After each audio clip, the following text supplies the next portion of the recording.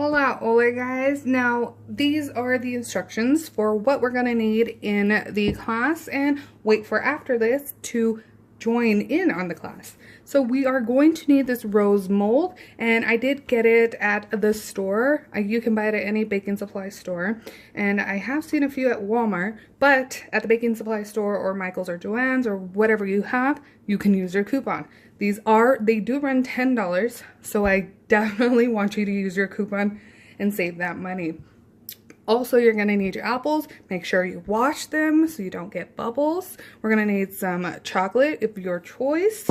I can't recommend a chocolate, as everyone chocolate does come out differently than mine. I live in a different environment than a lot of you. So make sure you use the chocolate that works for you best. And if you've done my chocolate caramel apple class, you know what my chocolate consists of. So make sure your apples are nice and clean. Some sticks, you don't have to use these kinds of sticks. Some sticks, your candy apple mixture, coloring, and that's about it. This is actually a pretty simple class. It's just a lot of patience and learning how to do it. All right, you guys, let's get started. Hola guys, and welcome to the rose apple class. Now in this class, I'm going to show you how to make the trendy rose apple in chocolate and in candy form. So if you've been having a hard time trying to create your rose apples or perfect them the way you want them, this is the class for you. Stay tuned. Please keep in mind, this is not a candy apple from scratch class or how to dip your apples in chocolate. This is simply going to show you how to make the rose apple look. Now, to start with a chocolate apple, you do have to have an apple already dipped and already cooled or room temp, however you want it. I prefer to put it in the fridge for about 5 minutes, then bring it out, and then have your matching chocolate color melted. And then you're going to put it in one of your molds. Depending how deep you want it, how much chocolate you want in the mold, keep in mind that's how much chocolate you're going to have, and it will seep over if you put too much. Couple tips: you do want the apples to fit inside the mold. If you choose a small apple, it will look a little oblong once you put it right side up, but you can always fix that, especially with chocolate. So we're going to put that in there, and we're going to smash it in all the way down. We do want to get the chocolate on the edges. We don't want it to seep out.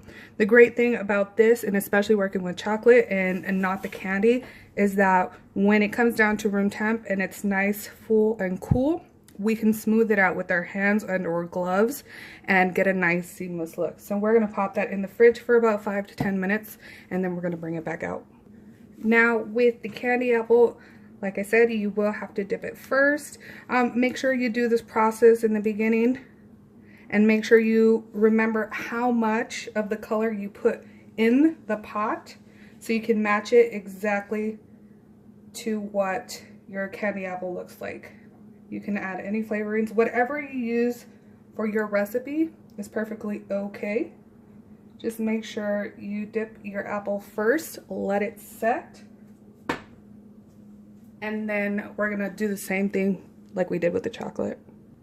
Here is the blue chocolate apple. Don't be impatient like me. Let it sit for 5 to 10 minutes. I am always checking on my stuff to make sure it came out good. So don't be impatient, because you want it to set. And make sure you try it out before anything. See, as you can tell, I was pulling it back. Little cracks right there. Make sure you try every method out before you take an order, or before you decide, hey, yeah, I'll do that for you, and you start getting frustrated because you didn't try it out. Always try a method out beforehand. Now here we can clean this up. Again, we'll just rub on it and let the chocolate do the work. But look at that. That came out beautiful. You don't have to use these sticks. I'm using them just for class purposes, but that did come out beautiful. Now once we do this one, I'm going to show you how to hide this. Obviously yours is not going to come out cracked, because you're not going to be impatient like me. I show you my mistakes so you guys don't do them. So just keep in mind this can be disguised, and you also can put fondant leaves. You can also wrap it. You can make it look like I mean, there's just so many ideas and so many things you can do with this. So keep that in mind, but it came out beautiful, and you don't have a lot of chocolate, and the bottom of the apple is literally right on the base of the flower. So that's great. All right, and you can store these upside down, just not in a hot place for the chocolate or the candy because they can melt. All right, so let's do our candy apple. Again, don't be impatient like me because you'll get bubbles. Clean your apples. Make sure you use a washing method in my candy apple class if you haven't taken it, or if you have your own method, make sure you clean your apples firsthand so you avoid bubbles. Now, you are going to want to make a second batch.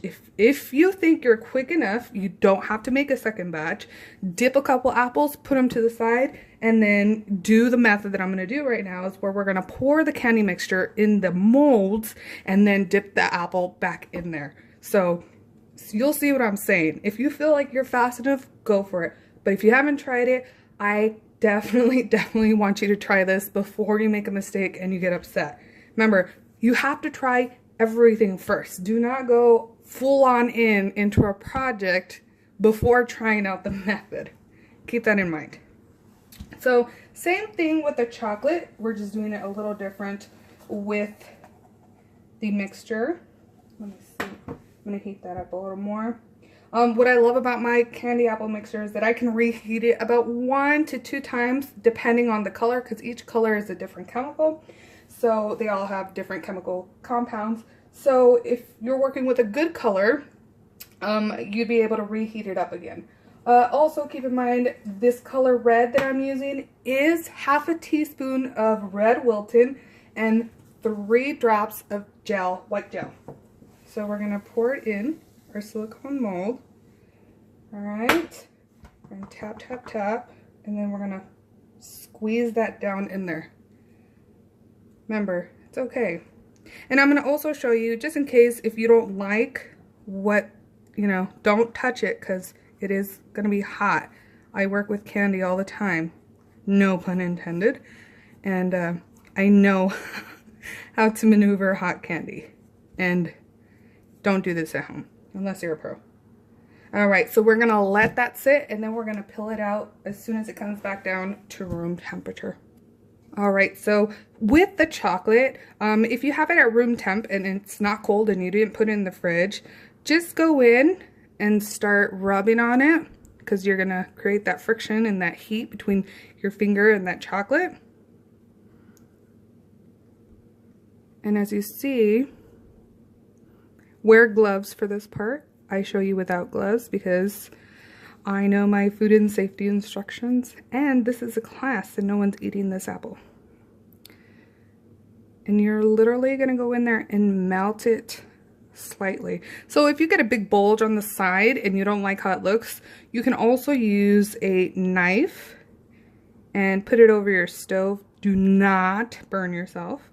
You could put it over your stove, get a little heat on there and carve it out. But the more you do this, the more you won't need to do that because you'll be a pro at it.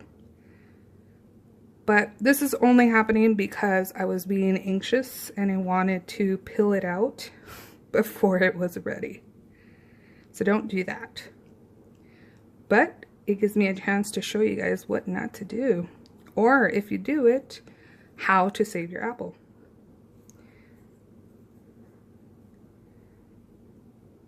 And if you feel like you need more chocolate on one side than the other, just grab a little bit of chocolate from your melted chocolate, go on in there,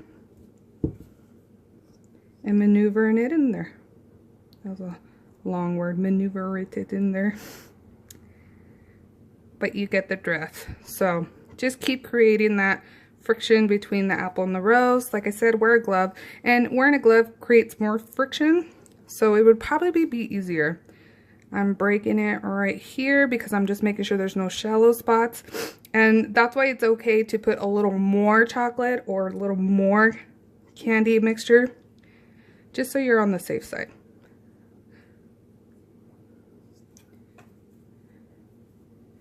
and just keep fixing it all the way around.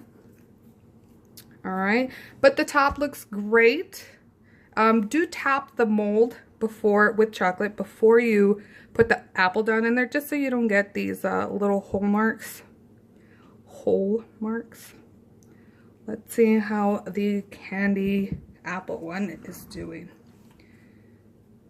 Has it set? It's not set yet, so I'm gonna put me being impatient, I'm gonna put this in the fridge for about 5 to 10 minutes.